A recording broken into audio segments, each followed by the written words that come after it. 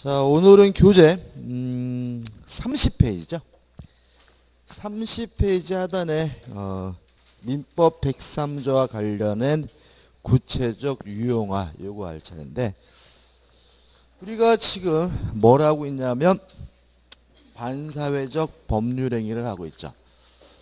일단 첫 번째 유용으로서 법률행위 자체가 반사회적인 경우가 있다. 요게 뭔 소리냐? 나쁜 짓을 말한다. 그죠? 나쁜 짓. 두 번째 유형으로서 법률행위 자체는 반사회적이지 않지만 일정한 요건을 갖추게 되면 뭐죠? 반사회적인 경우가 있다. 첫째, 강제하게 되면 반사회적인 경우가 있는데, 얘가 뭐 있었죠? 별거계약, 혼인해솔 요건을 한 혼인예약은 반사회적 법률행위로서 어떻게 해요? 무효다. 그 다음에 두 번째가 뭐였죠? 조건이 반사회적인 경우도 있다. 이건 뭘 주의하자 그랬죠? 조건이 반사회적이면 조건만 무효인 것이 아니라 법률행위 전체가 싹 무효다. 세 번째, 금전적 대가가 결부된 경우도 있죠. 그래서 우리가 공무원이 정당하게 직무를 집행하기로 계약을 했으면 그 자체는 뭐 하잖아요? 반사회적이지 않지만 돈 받고 하면 뭐죠? 반사회적이고, 법정에서 본대로 정당하게 증언하기로 했으면 반사회적이지 않지만 돈 받고 하면 뭐죠? 반사회적이다. 그 다음 네 번째로 동기가 반사회적인 경우가 있죠. 이때는 언제 반사회적이라는 이유로 무효가 되냐면 동기가 표시되거나 동기가 상대방에게 알려진 경우에 비로소 뭐죠? 반사회적이다. 저번 주 두 가지 했나요? 세 번째, 네 번째도 다 했죠. 했어요? 네, 했어요. 그죠? 세 번째. 세 번째가 뭐였죠? 가족법상의 자유죠. 가족법상의 자유는 절대적으로 보장이 되기 때문에 그것을 제한하고 있다면 심하든 심하지 않든 뭐예요? 반사회적에서 무효다. 그래서 우리가 미혼의 경우에는 혼인할 수 있는 자유를 제한하는지를 생각해 봐야 되고, 부부의 경우에는 이혼할 수 있는 자유를 제한하는지를 생각해 봐야 된다. 만약에 부부인데 이혼할 수 있는 자유를 제한한다면 그것은 뭐가 돼요? 반사회적에서 무효다. 했죠, 그죠? 그죠? 네 번째, 인간이면 당연히 하는 행동으로 평가된다면 서로 그것이 나쁜 짓이라 하더라도 뭐 하지 않습니까? 반사회적이지 않다. 그래서 세금 회피 반사회적이지 않다 그랬어요. 그죠? 왜냐하면 세금을 내는 것이 행복하고 꼭 내고 싶은 사람은 뭐예요? 또라이다. 그죠? 다시 말하면 인간이면 저는 안 그래요. 인간이면 당연히 세금을 안 내려고 하는 것이 뭐예요? 인지상정. 그래서 어떻게 하든지 안 내려고 하는 행위는 뭐죠? 반사회적이지 않다. 그 다음에 채무회피 기억나시죠? 그 다음에 비자금 범죄자금을 소극적으로 뭐예요? 은닉하는 행위. 그 다음에 투기 행위 등은 뭐 하지 않소? 반사회적이지 않다. 그래서 제가 저번 주에도 제가 정리해 드린 걸 먼저 머릿속에 뭐 하시고요? 숙지하시고 나서 교재에 나와 있는 얘들은 뭐예요? 연습하라는 거였죠. 그죠? 어떻게 연습하는 거냐면 어디로 들어가는지를 생각해 보시는 거예요. 그래서 이게 요쪽이기 때문에 요래서 반사회적이구나 이런 거죠. 그죠? 하나씩 보잔 말이죠. 좌측 하단에 보시면 1. 정의관념에 반하는 행위가 나와 있는데 요거는 뭐예요? 요거죠.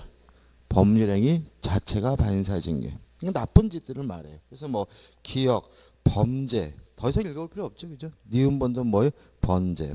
디귿번은 당연한 거죠. 경매 입찰에 있어서 부정한 단합행위도 일종의 뭐예요? 범죄입니다. 반사회적이고.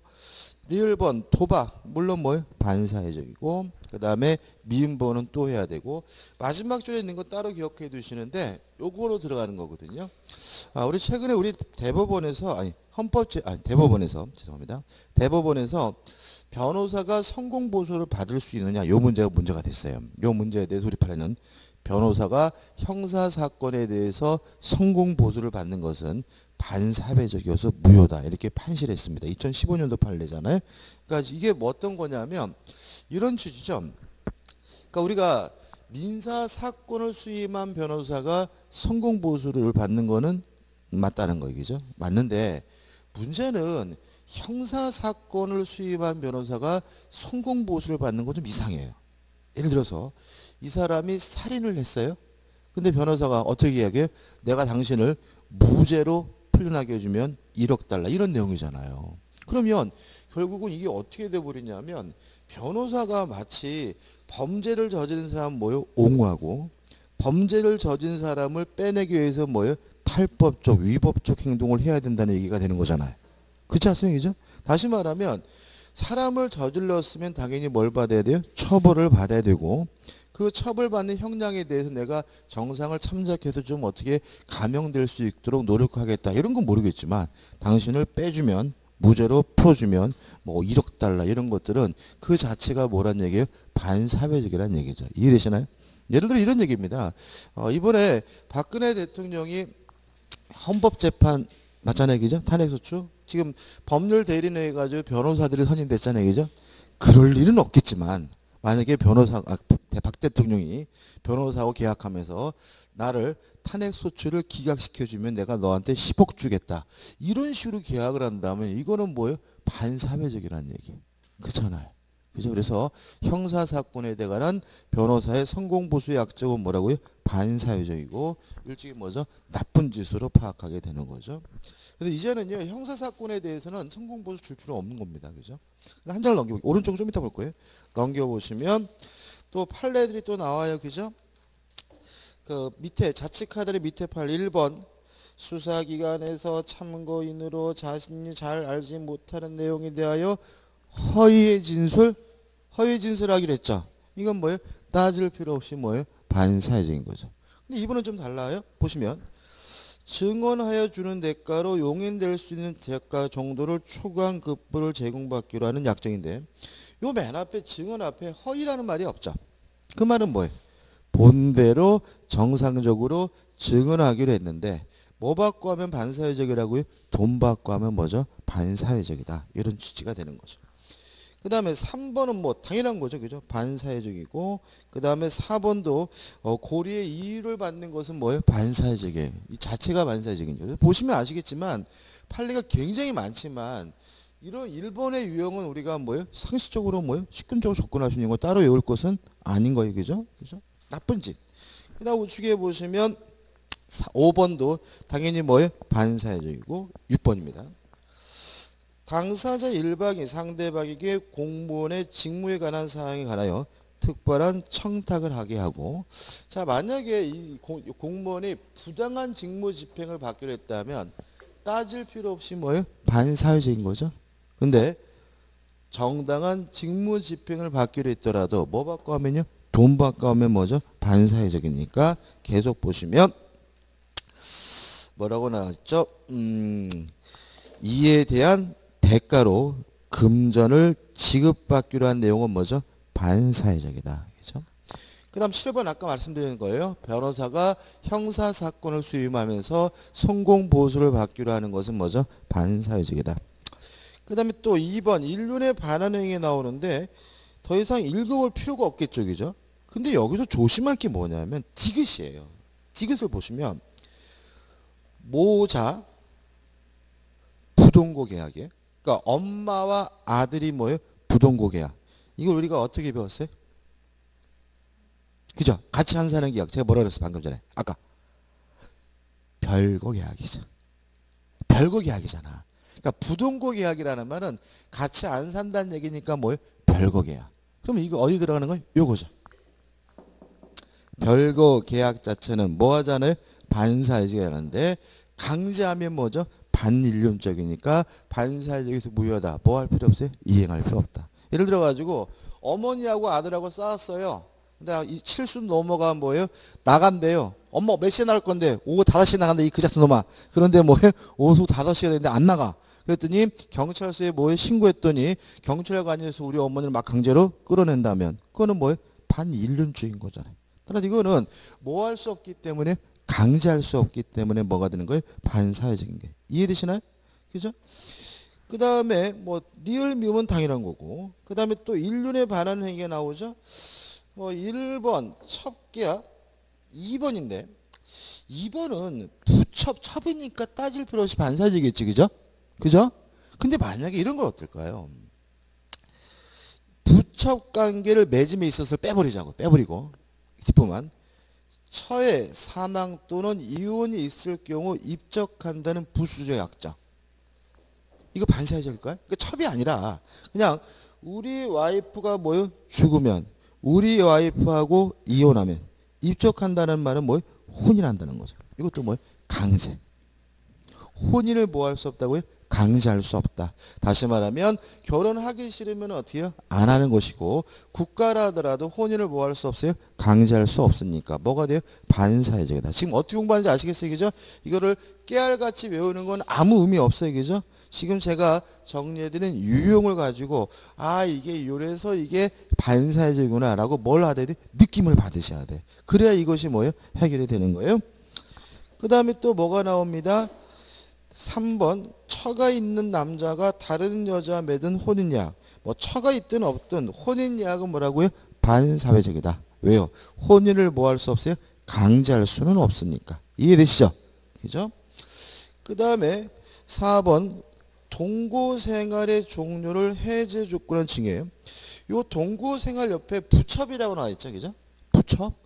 첩이면 따질 필요 없이 반사회적인 거죠. 부부면요. 만약 예를 들어서 부부관계 종료를 해제 조건으로 하는 증여. 이건 어떻게 될까요? 요거죠. 다시 말하면 요 4번은 첩이어서 반사회적인 게 아니라고요. 원래 판례는 이게 66년도 판례잖아요. 첩이 아니었어요. 실제는 뭐예요? 부부였단 말이에요. 그죠? 그럼 이것이 왜 부부라도 반사회적이냐? 부부관계 종료를 해제 조건이라는 증여라는 말은 무슨 말이냐면 이혼하면 돌려주기로 하는 거예요. 기억나시나요? 10억짜리 땅을 주면서 혹시라도 우리 헤어지면 돌려줘야 돼. 이게 뭐예요? 부부관계의 종료를 해제 조건을 한 증여고, 요거는 무슨 자유를 제한하게 되죠? 이혼할 수 있는 자유를 제한하기 때문에 뭐가 돼요? 반사회적이다. 이해되시죠? 그죠? 이게 원래 이게 시험 282 시험이 잘 나오는데 공인중개사 주택가에서 이 시험에서 첩으로 나오고요. 좀 어려운 시험에서는 부부로 나와요. 근데 우리는 첩은 따질 필요 없이 뭐예요? 반사회적인 신경 쓰지 마시고 뭘 신경 쓰자고요? 부부. 부부라 하더라도 이것은 뭐예요? 반사회적이다. 무슨 자유를 제한하니까요? 이혼할 수 있는 자유를 제한하니까요. 그 다음에 또 밑에 기역, 니은 당연한 내용이죠. 그죠? 당연한 내용이고 맨 밑에 보시면 이런 거 나오죠. 여성 근로자를 채용하면서 근무 기간 중 혼인하지 않겠다는 계약은 계약 결혼 퇴직 조항은 뭐예요? 무효다. 왜 무효인 거죠? 혼인할 수 있는 자유를 제한하니까 이거죠. 그다음에 넘겨보시면 디귿번 이혼하지 않겠다는 계약 당연히 뭐죠? 반사회적이고 리을번도 뭐예요? 리을번은 뭐죠? 요거죠. 법률행 자체가 반사회적이죠. 그 다음에 4번 해가지고 생존의 기초가 되는 재산의 처분행위인데 옆에다가 화살표 찍혀가지고 자살행위. 자살은 나쁜 짓이죠. 그죠? 자살은. 몇 년 전에 이런 일이 있었죠. 군대 장교가 내연녀하고 우리 함께 꼭 자살하자라고 계약을 하고 한강다리 위에 올라갔는데 내연녀만 뛰어내리고 지는 안 뛰어내려가지고 언론에 보도 기억 안 나세요? 저만 그런 거 기억하나 봐. 그러니까 제처도 저보고 특이하대. 이상한 거 기억한다고. 그게 육군 중령인가 그러셨는데. 그러니까 이제 바람 펴다 와이프한테 걸린 거예요. 그죠? 걸려가지고 와이프가 막 나가 뒤지나 막 그랬겠죠. 그죠? 그러니까 이제 신변을 비관해가지고 A라고 만나가지고 우리 함께 꼭 죽자 해가지고 같이 한강다리 위로 가요. 가가지고 그 여자분은 뭐예요? 뛰어내렸는데 지는 무서워서 안 뛰어내렸어. 그래서 그 여자분은 짓고 지는 이제 뭐예요? 이제 끝났는데 일단은 그 누가 바른 생활을 한 거예요? 여자분이요? 아니죠. 자살하기라는 계약은 반사회적에서 어떻게 해요? 무효니까 뭐 할 필요 없는 거예요? 이행할 필요가 없는 거잖아요. 그러니까는 그 남자분이 정상적이었죠. 그죠? 왜요? 자기가 한 자살 계약은 뭐예요? 반사회적에서 무효니까 뭐 할 필요 없어요? 이행할 필요가 없는 거죠. 물론 형사적으로는 자살 방조죄로 처벌은 받는데 아무튼 그 얘기예요. 그래서 자살행위는 뭐예요? 반사적에서 무효다. 따라서 뭐 할 필요 없다고요? 이행할 필요가 없다. 이런 취지인 거예요. 보시면은 기업 보세요. 장차 취득하게 될 전 재산을 양도한다고 계약했어요? 굶어 뒤지겠죠? 그잖아요. 월급을 다 주겠다라고 약속을 했으면 안 죽을 수 있어요. 빌어먹으면 되니까. 근데 이게 월급을 다 주겠다는 게 아니라 뭐예요? 취득하게 될 전 재산을 준다는 얘기잖아요. 빌어먹는 것도 준다는 얘기잖아요. 그러니까 계약 내용대로 이행한다면 뭐 할 수밖에 없어요? 굶어 뒤질 수밖에 없는 거니까 이건 일종의 뭐예요? 자살 계약이야. 따라서 반사회적에서 뭐가 되는 거예요? 무효가 되는 거죠. 동의하시죠? 그죠? 그죠? 니은번도 재밌어요. 이것도. 이런 겁니다. 이 갑이라는 스님인데 주지 스님이에요. 이 사건 되게 재밌어요. 주지 스님인데 을이라는 여자분을 사랑했어요. 일단 느낌도 나지만 나이 차가 굉장히 많았겠죠. 그죠? 재밌는 거는 이분은 종교가 기독교였어요. 그러니까 아름다운 사랑이죠. 신분과 나이와 종교를 뛰어넘는 뭐예요? 아름다운 사랑이죠. 그죠? 그지 않아요? 그죠? 아름답죠. 그죠? 그래서 갑이 을에게 뭔가를 막 주고 싶은 거야. 근데 스님이다 보니까 줄 게 없으니까 자기야 내가 우리 절에 있는 사찰 토지를 줄게 해가지고 토지를 증여하기로 뭘 했어요? 계약을 했어요. 이해되시죠? 그죠? 그리고 갑이 생존에 계실 때는 그럭저럭 괜찮았는데 갑이 노안으로 뭐예요? 돌아가시니까 을이 요 증여하기로 한 계약을 근거로 해서 사찰을 상대로 토지를 넘겨달라고 뭘 했어요? 소송을 제기한 사건이에요. 이해되시죠? 근데 문제는 뭐냐면 사찰이 존재하려면 반드시 뭐가 있어야 돼? 땅이 있어야지.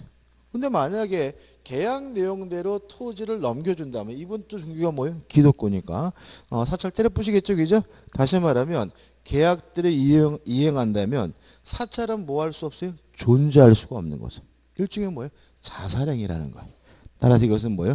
반사적에서 무효다. 이런 얘기. 보시면 사찰이 그 존립에 필요 불가결한 재산인 임야를 증여하는 계약은 반사회적에서 무효다. 왜요? 자살이니까. 왜요? 자살은 그 자체가 뭐죠? 반사회적이죠. 그 다음에 5번 기억, 니은, 디귿은 안 읽어봐야 되겠죠. 그죠? 도박은 물론 뭐죠? 반사회적이고 6번 동계불법 기억나시죠? 요거죠. 동계는 언제 반사회적이라는 이유로 뭐라고요? 표시되거나 상대방에게 알려져야 비로소 뭐가 돼요? 무효가 되고 7번 불공정한 법률행위는 좀 이따 봐야 되고 8번 기타가 나오죠. 기억 당초부터 오로지 보험사고를 가정하여 반사회적이겠죠. 그죠? 이것도 자체가 반사회적인 거예요. 근데 이것도 재밌어요. 이 사람은 어떤 사람이냐면 갑과 을이 부부예요. 부부인데 남편인 을이 요 부인 앞으로 계속해서 뭘 가입하는 거예요? 보험회사를 뭐죠? 보험을 가입시키는 거죠. 보험회사를. 그래서 와이프는 우리 신랑이 나를 끔찍히 사랑하나 보다 라고 생각을 했는데 원래는 사랑하고 상관이 없고요. 와이프 앞으로 보험을 어떻게 해요? 이빠이 가입한 후에 살해하고 죽이고 보험금을 탈 목적이었어요. 이해되시죠? 그죠? 진짜 죽였어요. 죽이고 나서 보험금을 탄 게 아니라 걸려가지고 뭐 했어요? 깜빵에 가게 된 거죠. 깜빵 가면 시간 많겠죠. 생각해 보세요. 아침 일찍 깨우잖아요. 그죠? 늦잠 못 자잖아. 깜빵에서는. 근데 뭐죠? 삼시세끼 밥 주죠? 그냥 앉아 있잖아. 얼마나 시간이 많아. 그래서 깜빵 가면은 이게 좀 전문가가 돼요. 법률. 왜냐하면 내가 왜 걸렸을까 고민할 거 아니에요. 그죠? 그래서 생각해 보니까 어떤 생각을 했냐면 자기가 보험을 가입했고 와이프가 죽은 건 사실인데 이 거지 같은 놈들이 보험금을 안 주더란 말이죠. 그래서 깜빵에서 보험회사를 상대로 보험금을 달라고 뭐 한 거예요? 소송을 제기한 거예요. 이해되시죠? 그죠? 이해되시죠? 그죠? 요 문제에 대해서 우리 판례는 보험 계약 자체가 뭐예요? 반사회적에서 무효니까 보험금을 뭐 할 필요 없어요? 줄 필요가 없다. 이게 결론인 거예요. 이해되시죠? 그죠? 별 사건 맞습니다. 그 작년인가 재작년에는 이런 사건이 있었어요. 이제 남편은 앞으로 보험을 가입했어요. 근데 이제 남편이 죽으면 뭘 받아요? 보험금을 받는데 부인이 죽일 마음은 없고, 그죠? 남편도 이렇게 같이 얘기하는 거예요. 그렇다고 자기가 죽은 거를 위장하면은 보험금을 받잖아요, 그죠? 아니, 근데 한국에서 죽은 것을 위장하기가 쉽지 않잖아요. 이 사람이 뭘 하냐면 중국으로 여행을 가요. 중국으로 여행을 가가지고 벼랑 위에다가 신발을 벗어놓고 도망가 버려요. 그죠? 그러니까 이제 어떻게 벌어진 거죠? 여행을 온 사람이 없어졌는데 벼랑 위에 뭐가 있어요? 신발만 있고 시신도 없고 막 이런 상태란 말이죠. 그죠? 근데 우리나라 같으면 뭐 난리 났겠죠. 그죠? 조사 오를 텐데 중국이고 한국 사람이니까 그냥 쉽게 뭐예요? 사망으로 처리를 해준 거예요. 이해되시죠? 그죠? 그래가지고 한국에 있는 부인이 뭘 받았어요? 보험금을 받았어요. 대단하죠. 그죠? 그래서 원래 계약은 뭐냐면 내가 죽은 거로 위장을 하면 이 사람이 죽은 사람이니까 뭐 취업도 못하고 그 다음에 여권도 무효화되잖아요. 그죠? 갈 때도 그러니까 당신한테 매달 생활비를 얼마씩 보내줘야 돼. 이런 계약을 한 거예요. 남자들 불쌍하지 않아요? 그죠? 자기가 죽더라도 누굴요? 자식과 와이프를 위해서 뭐요? 그래서 생활비를 이제 보내주고 그랬는데 이게 몇 년 지나니까 여자가 좀 바람이 났어요. 그러니까 남편한테 생활비를 안 보내줘. 근데 문제는 뭐냐? 이 남자는 중국에서 생각해 보세요. 중국에서 말도 못하죠. 자기는 신분증도 없죠. 아무것도 못하고 근근히 그 와이프가 보내주는 생활비 가지고 어떻게 해요? 근근히 버티고 있는데 생활비를 끊어버리니까 이제 굶어 죽게 생겨가지고 몇 달 버티다가 완전 개거지가 돼가지고 한국 대사관에서 살려주세요 하고 나타난 거예요. 그래서 살려주세요 나타나서 조사해 보니까 그런 내용이 밝혀져 가지고 두 부부가 구속됐다 이런 뉴스가 나온 적이 있거든요. 그런 것들은 보험금 안 줬으면 뭐 할 필요 없어요? 줄 필요가 없는 거고요. 왜? 반사적 무효니까. 만약에 이미 지급이 됐다면 뭐가 돼요? 부당이득, 원인 없는 이득이니까 보험회사가 돌려달라고 뭐 할 수 있는 거죠? 요구할 수가 있는 거죠. 왜? 반사적에서 무효니까요. 그 다음에 또 뭐가 나오죠? 니은번은 당연히 반사적이겠죠. 그죠? 니은번 같은 게 반사적인지 아니니까 헷갈리시는 분은 제가 어떻게 해드릴 문제가 아니에요. 그죠? 이거는 다른 생활 문제니까. 그 다음에 디귿번 이것도 부당한 겁니다. 그죠? 부당한 거고. 그 다음에 리을번 변호사가 아닌 자가 민사소송이에요. 자 그러면 아까 말씀드렸지만 변호사가 민사소송에서 성공보수 받는 건 가능하죠. 형사소송에서 성공보수를 받는 것은 뭐예요? 반사회적이죠. 변호사가 아닌 자는 뭘 받더라도 뭐가 돼요? 반사회적이겠죠. 그잖아요. 변호사가 아닌 사람은 민사소송이든 형사소송이든 뭘 받기로 하면 다 뭐가 돼요? 반사회적이 되겠죠. 그 다음 우측에 또 박스가 나옵니다. 박스가 나와 있는데 1번, 2번을 합쳐서 기억하시는데 자 이런 얘기입니다. 우리가 다음 주에 볼 것 같은데 강박이 있으면 강박을 이유로 취소할 수는 있어요. 그렇지만 그 강박 자체는 반사회적인 것은 아니다. 이게 우리 판례 입장이에요. 왜 그러냐면 이유가 이러죠. 자 우리가 반사회적 법률은 무효다 103조 규정을 하고요.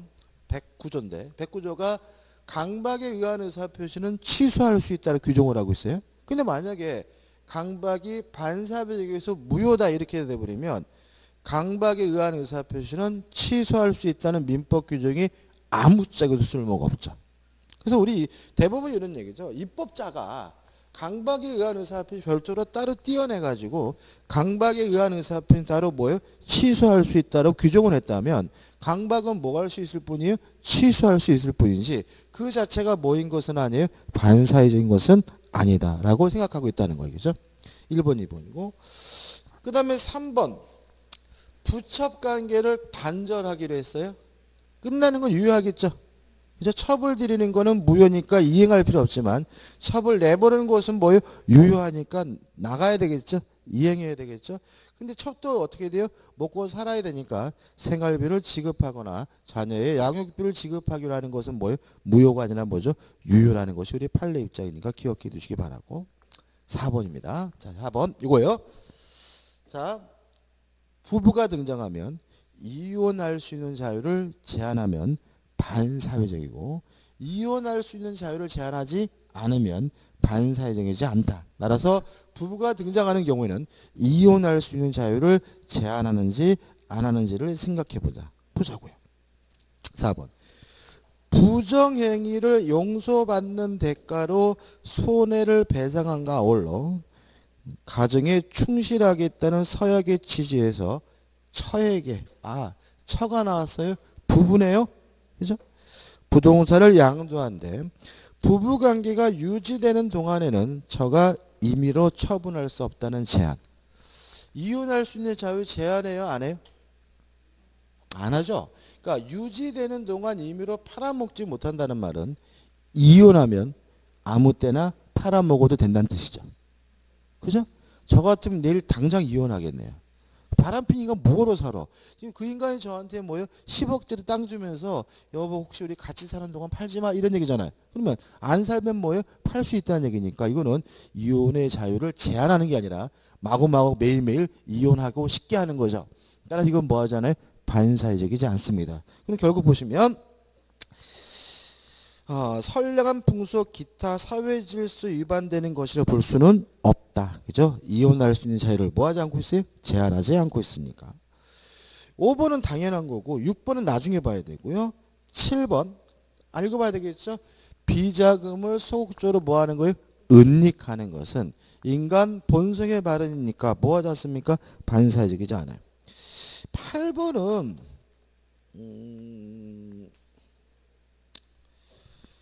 8번은 이런 얘기입니다. 갑이라는 주지 스님이 계셔요. 근데 이 주지 스님이라는 자리를 을에게 팔았어요. 최근에는 그 담임 목사직도 돈 갖고 거래하는 경우가 있어요. 교회들이. 그래가지고 그 교회 이렇게 사이트 이런 데 가보면 무슨 교회 담임 목사직을 팝니다. 이런 게 있단 말이죠. 근데 우리가 다 알다시피 주지 스님이든 담임 목사든 성직을 돈 받고 거래할 수는 없는 거예요. 그렇지 않습니까? 그죠? 만약에 주지 스님, 담임 목사 이러한 같은 성직을 돈 받고 거래하고 있다면 당연히 이것은 뭐예요? 반사회적에서 무효인 거예요. 근데 문제는 이런 상태인데 종교법인에서 예를 들어서 조계종이면 조계종에서 요 을을 주지 스님 자리를 돈 받고 산 사람을 주지로 뭐 했냐면 임명을 했어요. 요거까지 반사회적이냐? 그거는 아니다 이거. 요거는 뭐예요? 반사회적이 않다. 다시 말하면 성직을 거래하는 것 자체는 뭐예요? 반사회적이겠지만 뭐 일단 이런 뜻인 것 같아요. 종교법인이 봤을 때 그 양반이 주지로서 합당하다고 판단된다면 주지로서 뭐 할 수 있어요? 임명할 수도 있고 안 할 수 있는 것이고 그것이 꼭 반사회적이라고 볼 문제는 아니다. 이런 문제인 것 같아요. 저는 개인적으로 말도 안 되는 거죠. 그죠? 말도 안 되는 거죠. 이유가 있어요. 어떤 게 있냐면 우리 법원이 굉장히 조심하는 판결이 있어요. 아주 껴들기 굉장히 싫어하는 거. 첫째, 남녀 평등 문제. 만약에 남녀 평등에 위배되게 여성에게 불리한 듯한 판결을 내리면요. 대한민국 사회에서 살 수가 없어.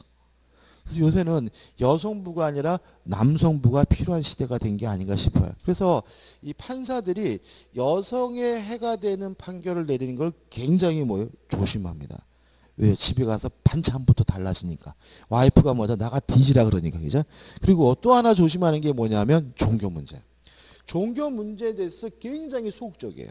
왜냐하면 종교 문제에 대해서 잘못 건드리면 완전히 뭐예요?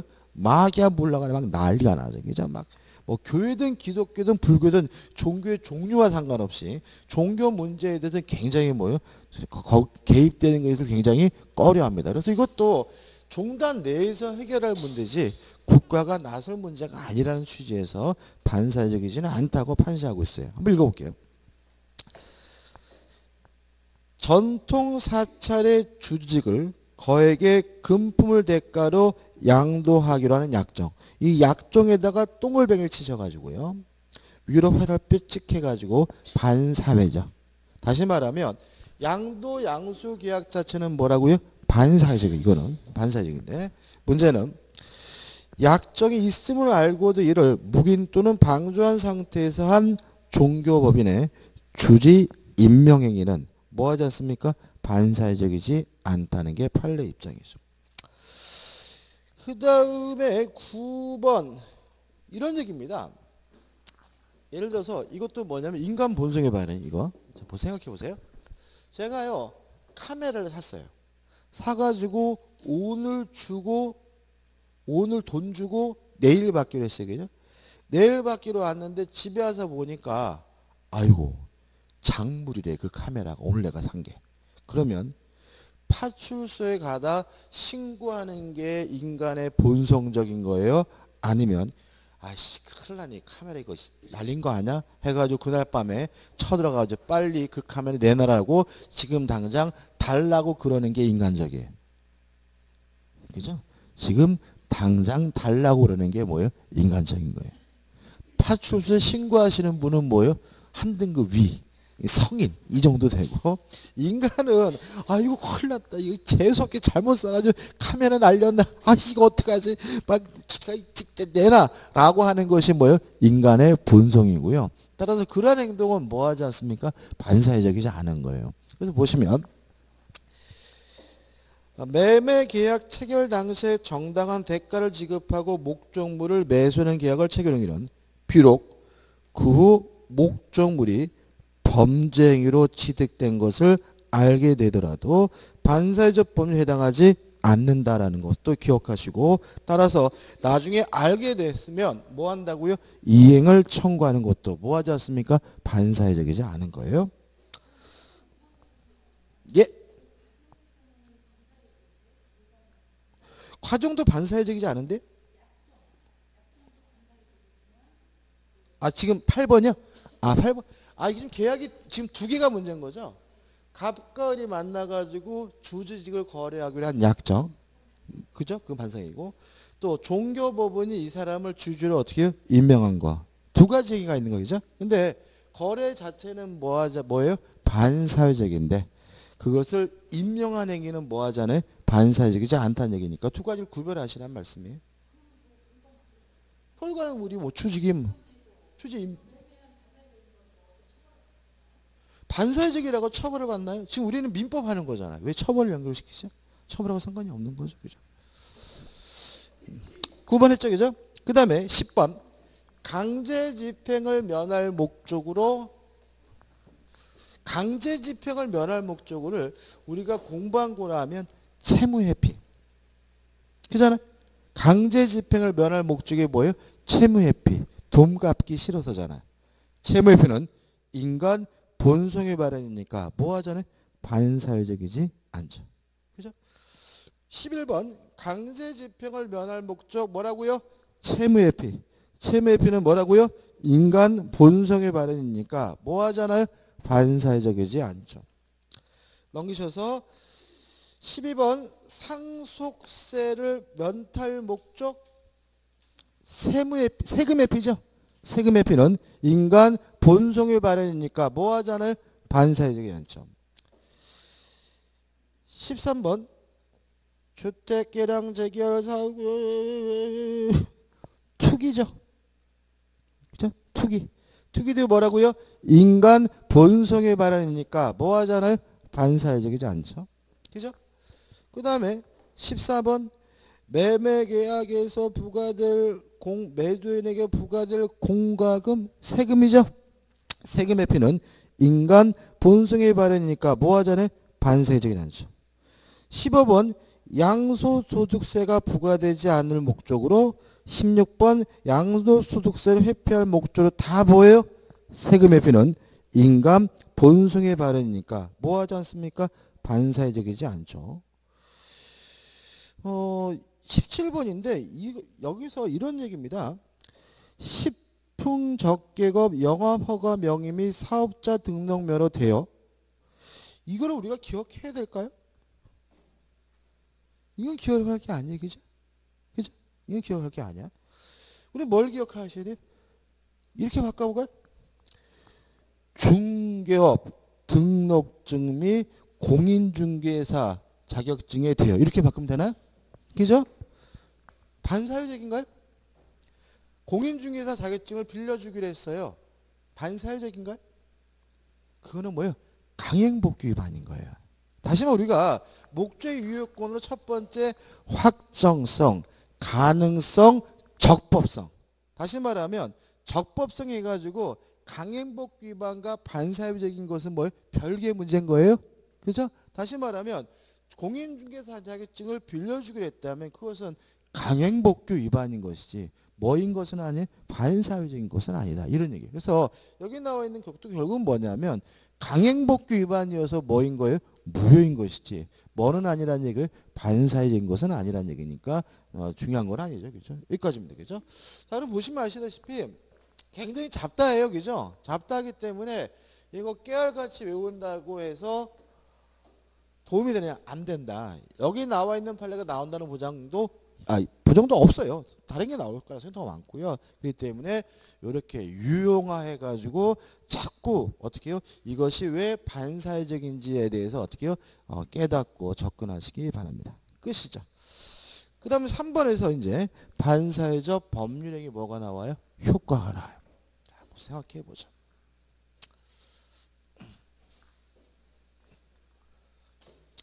자, 반사회적 법률행위는 무효입니다.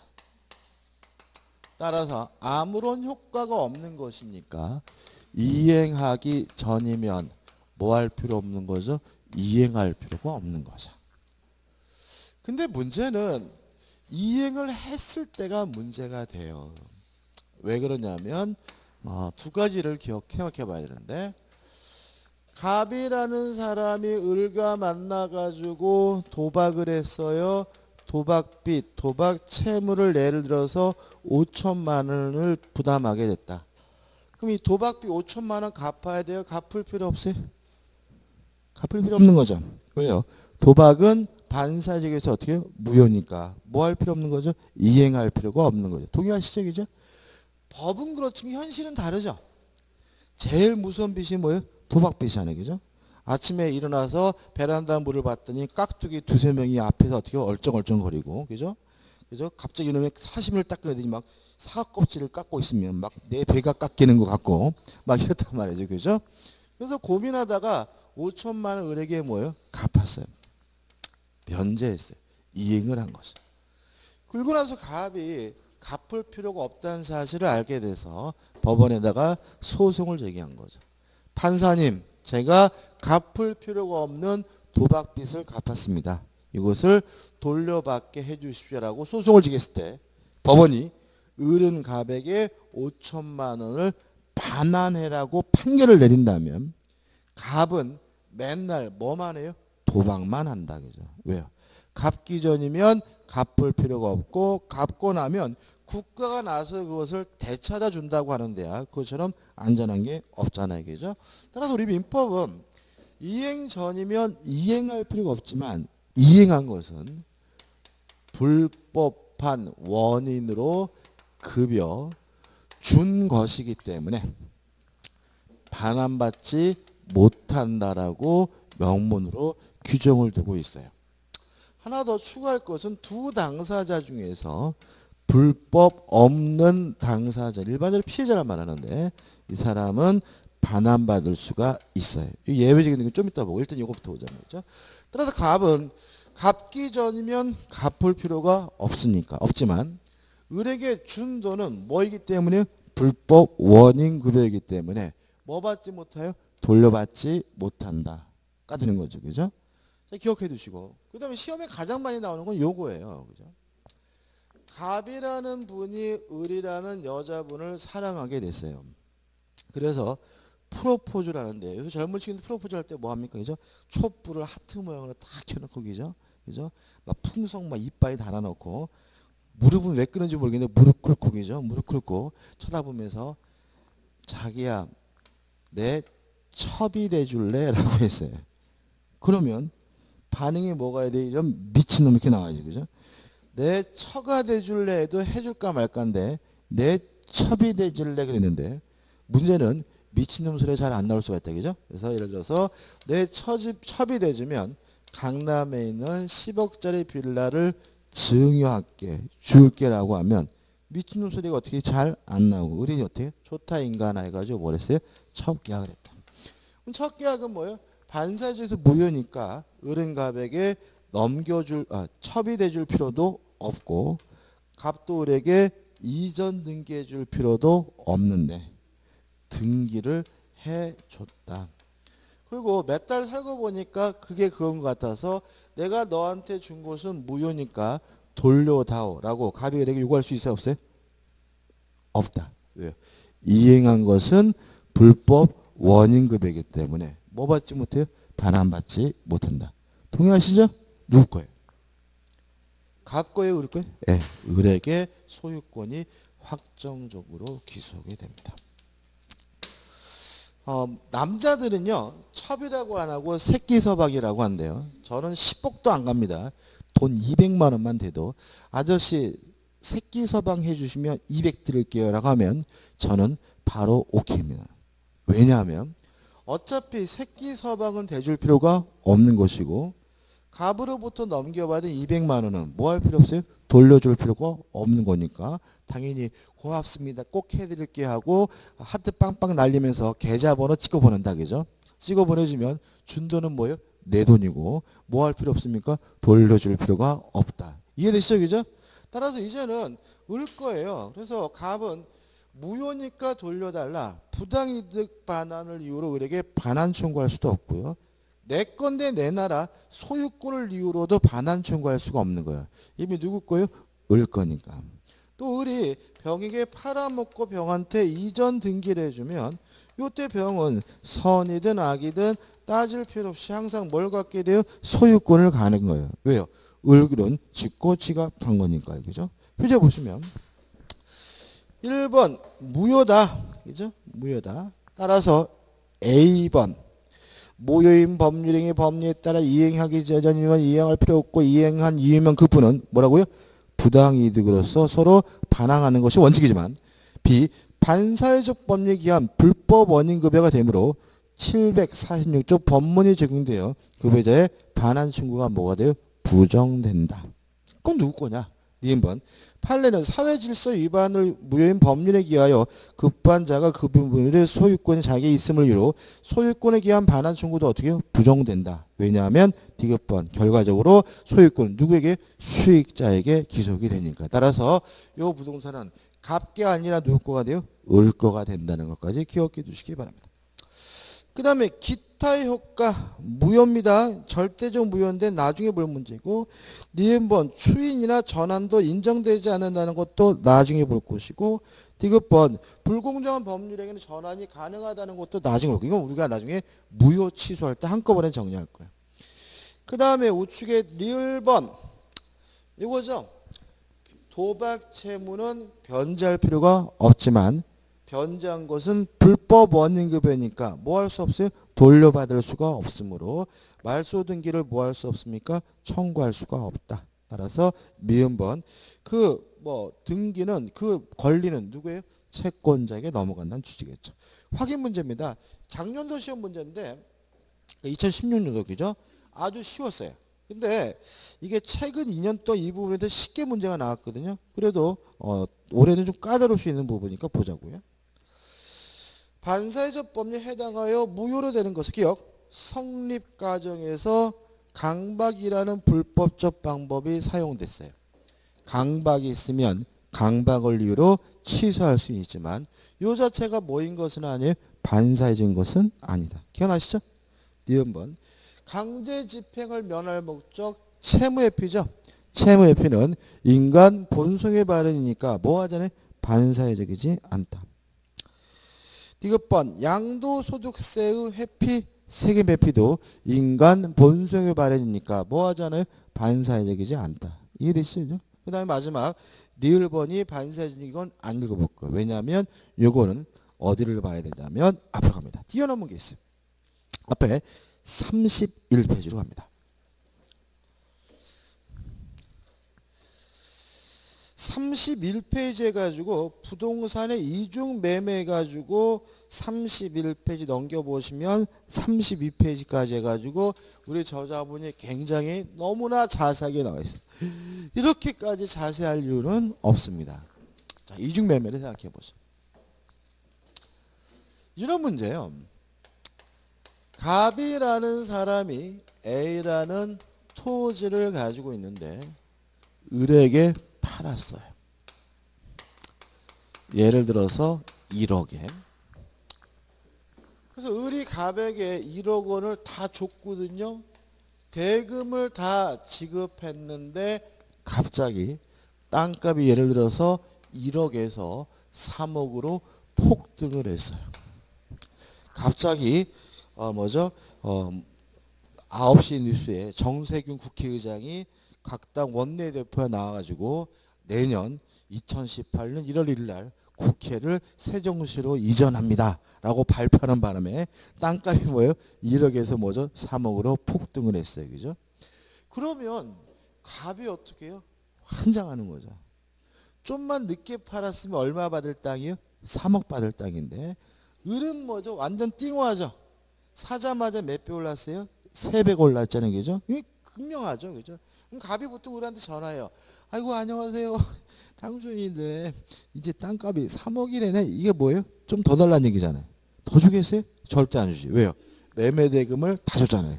만약에 계약금만 준 상태면 갑이 계약금의 배액을 상한으로 계약을 뭐 할 수 있어요? 해지할 수 있으니까 좀 더 주세요. 그러면 더 줘줄 수 있지만 지금은 돈 다 주고 끝난 거니까 뭐라 그랬어요? 아이 아저씨 좀 빨리 이전 등기는 해줘요. 뭐 그때 땅지 같은 얘기를 해. 라고 한단 말이죠.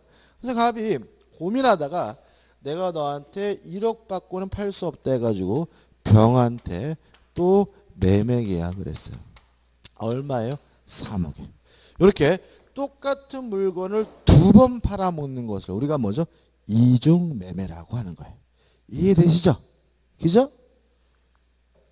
첫째, 이중 매매는 원칙적으로 유효한 거예요. 이중 매매는. 따라서 첫 번째 매매 계약도 유효하고요. 두 번째 매매 계약도 뭐예요? 유효한 거예요. 둘 다 유효한 거예요. 그러면 둘 다 유효하니까 을과 병 중 누가 소유권을 가져가느냐. 둘 중에 먼저 등기한 사람이 소유권을 갖는 거예요. 둘 다 뭐예요? 유효하니까. 따라서 병이 갑에게 3억 원을 지급하고 갑이 병에게 이전 등기를 해줬다면 소유권은 누구예요? 병인 거예요. 다시 말하면 두 매매가 유효하니까 소유권은 선등기자, 먼저 등기한 사람에게 넘어가고요. 여기서는 누가 되죠? 병이 되는 거예요. 그럼 여기 두 번째죠. 그러면 생각해 보자고요. 지금 갑과 을 간의 매매 계약도 유효하죠. 유효한데 갑은 을에게 더 이상 등기를 못 해주죠. 왜요? 지가 병한테 팔아먹어서요. 그러면 고의로 채무를 이행하지 못하게 된 거니까 이게 우리가 저번에 달에 기초강의 들으시면 기억나겠지만 채무불행인 거예요. 그잖아요. 채무불행이잖아. 그죠? 매매 계약하고 돈 줬는데 등기를 안 해줘. 채무불행이잖아요. 간단히 말하면. 따라서 을은 갑과의 매매 계약을 채무불이행, 이행불능을 이유로요. 뭐 할 수 있냐면 해지할 수가 있어요. 해지를 하게 되면 요 매매 계약이 소급해서 무효가 되죠. 그죠? 그러면 뭘 합니까? 원상 회복을 합니다. 따라서 을은 갑으로부터 준 1억 원을 원상 회복 차원에서 뭐 받게 돼요? 돌려받게 되는데 기억나시나요? 원상 회복해야 될 것이 금전이면 반드시 뭘 붙여요? 이자. 연 5%를 붙여서 돌려받게 되고요. 그 다음에 채무불이행이면 저번 주에 했죠? 위법행위죠. 위법행위는 별도로 뭘 청구할 수 있어요? 손해배상을 청구할 수 있잖아요. 따라서 을은 별도로 무엇도 청구할 수 있습니까? 손해배상도 청구할 수 있어요. 근데 이 손해는 이행이익배상이라 그래요. 그러니까 이행이익이란 것은 뭐냐면 정상적으로 이행했으면 얻을 수 있는 이익이 이행이익이에요. 그러면 을은 얼마 얻을 수 있었어요? 2억이죠. 1억 주고 산 땅이 얼마가 됐어요? 3억이 됐으니까 이득은 뭐예요? 2억이죠. 따라서 손해배상조로 2억을 청구하게 됩니다. 그럼 결과적으로 어떻게 되냐면 갑은 병한테 3억을 받고 팔았다 하더라도 뭐까지 붙여서요? 이자까지 붙여서 을한테 다 줘야 돼요. 그리고 갑은 깜빵 가요. 배임죄로 형사 처벌받게 되고요. 배임죄는 우리 검찰에 굉장히 재질이 안 좋은 거로 봐요. 그래서 이거는 사기와 달리 무조건 구속입니다. 그죠? 여기서 이제 중요한 게 있어요. 항상 저번 주에 말씀드리는데 무효라는 말은 효과가 없기 때문에 책임지지 않는다는 말이에요. 유효라는 말은 책임을 져야 된다는 얘기예요. 이중매매가 유효라는 말은 할 수 있다는 말이 아니에요. 해도 된다는 말이 아니에요. 이중매매가 유효하다는 말은 어떤 형태든 책임을 져야 된다는 의미에서 이중매매는 뭐한 거예요? 유효한 거예요. 그죠? 이거 조심하셔야 돼요. 이중매매는 유효합니다. 수업 한 번 듣고 아이고 어려워 간둔 사람이 나중 가가지고 깜빵가. 민법 선생님 괜찮아. 뭘 괜찮다 그래. 유효라고 했지 괜찮다는 말이 아니잖아요. 유효라는 말은 할 수 있다는 말이 절대 아니에요. 뭐 해야 된다고요? 책임을 져야 돼요. 어떻게 책임을 지냐? 등기한 사람에게는 등기를 넘겨줌으로써 책임을 다하고요. 등기를 못 해준 사람에게는 이행불능 채무불이행 책임을 져야 된다는 의미에서 이중매매는 무효가 아니고 뭐예요? 유효한 거예요. 이해되시죠? 그렇죠? 다만 예외적으로 무효가 되는 경우가 있어요. 언제 이중매매가 예외적으로 무효가 되냐면요. 제2매수인 두 번째 산 사람이 아는 것을 넘어가지고 적극 가담하게 되면 이때 이중매매는 반사회적 법률행위로서 뭐가 되냐면 무효가 됩니다. 따라서 원칙적 유효하다는 말은 결국은 제2매수인 두 번째 산 사람이 모르고 샀든 알고 샀든 뭐하다는 거예요? 유효하다는 거예요. 다시 말하면 병은 이미 갑에게 팔렸다는 사실을 알면서 샀더라도 요 매매 계약은 무효가 아니라 뭐예요? 유효한 거예요. 근데 아는 것을 넘어가지고 뭐하면요? 적극 가담하면 적극적으로 병의 갑을 뭐요? 꼬셨으면 이때는 예외적으로 요 매매 계약이 반사회적이라는 이유로 뭐가 된다고요? 무효가 되는 거예요. 이해되시죠? 따라서 줄여보면 제2매수인은 선악 불문하고 무엇을요? 소유권을 갖습니다. 다만 아는 것을 넘어가지고 뭐하면요? 적극 가담하면 소유권을 갖지 못합니다. 이런 얘기죠. 그럼 한번 생각해보자고요. 병이 이러한 갑의 배신행위에 적극 가담했어요. 그러면 갑과 병 간의 매매 계약은 반사회적에서 무효고 매매가 무효면 무엇도 무효가 돼요? 등기도 무효가 돼요. 첫째, 소유권은 누구에게 있는 거예요? 소유권 누구에게 있는 거예요? 네, 갑에게 소유권이 있는 거죠. 그죠? 자, 그럼 여기서 갑이 병의 등기에 대해서 말소해달라고 청구할 수 있겠어요? 없겠어요? 없겠다. 불법 원인급이잖아요. 그죠? 이행한 것은 뭐예요? 불법 원인급이니까 뭐 받지 못한다고요? 돌려받지 못한다. 그래서 왜 무효라고요? 반사회적에서 무효잖아요. 따라서 갑이 병에게 등기해 준 것은 뭐가 돼요? 불법 원인급이니까 갑 스스로 무효라고 주장하면서 병의 등기에 대해서는 뭐 할 수 없어요? 말소를 청구할 수는 없는 거예요. 누군요? 갑은. 제일 매수인 누구죠? 을이죠. 병 등기 말소를 청구할 수 있을까요? 있겠죠. 갑은 못하지만 누구냐? 을은 할 수 있겠죠. 그죠? 을은. 다만 조심할 것은 이때 을은 직접 말소를 청구하는 것이 아니라 갑을 대의해서 병의 등기에 대해서 말소를 청구하는 것이 어떻게 해요? 가능하다. 누구는 할 수 없지만요. 갑은 못하지만. 그죠? 정확하게 분석해야 되겠죠? 이거를 대충 그냥 무효인가보다 유효인가보다 이렇게 대충 감 갖고 들어가면 틀려요. 어떻게 하셔야 돼요? 여러분도 그림을 그려보시면서 아 요게 요래서 요렇구나 하고 딱 느낌만 캐치하면 끝나는데 대충 저런 얘기가 있는가 보다라고 하면 넘어오면 틀리니까 주의하시 바르고 교전 읽지 마세요. 이거 너무 많아. 이렇게 하면 안 되고요. 여기 나온 대로 간단하게 정리하시고 핵심적인 내용을 뭐 하면 돼요? 이해하면 돼요. 그죠? 자 그럼 다시 한번 뒤로 갈 겁니다. 뒤로 오셔가지고 아까 문제 마지막 질문 안 봤잖아요. 그죠? 37페이지에 확인 문제에서 리을번 이미 매도된 부동산임을 알면서 매도인의 배임행위에게 뭐라고 했다고요? 적극 가담했대요. 적극 가담했으면 뭐가 돼요? 반사회적 무효니까. 뭐 저당권이 그건 중요한 게 아니겠죠. 무효니까. 여기서 반사회적 무효여서 무효가 되는 것은 뭐죠? 리을 하나고 답은 뭐죠? 2번이 되는 거죠. 좀 쉬었다가 4번 불공정한 법률을 보도록 하겠습니다.